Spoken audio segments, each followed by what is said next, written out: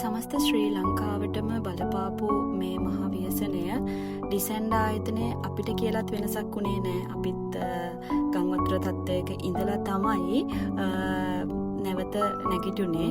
ඉතින් අපි ඒ කියලා නැවතුනේ නැහැ.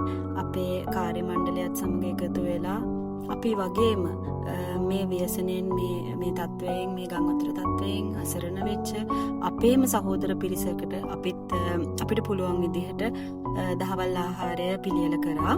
ඉතින් මම මේ වෙලාවේ මතක් කරන්න ඕනේ ප්‍රථමයෙන්ම මේ වෙන්නප්පුව එතකොට නාත්තණ්ඩිය ඒ අවට ප්‍රදේශවල තවමත් ආහාර වතුර බෝතල් ඒ වගේ සනීපාරක්ෂක දේවල් නොලැබුණු පිරිසක් මේ වටේ ඉන්නවා. ඉතින් අපි හැමෝම එකතු වෙලා මේ වෙලාවේ සහෝදරත්වයෙන් අපි හැමෝම එකට එකතු වෙලා අපි හැමෝටම පුළුවන් විදිහට මේ අයට අපි උදව් කරමු කියලා තමයි මේ වෙලාවේ ඉල්ලන්නේ.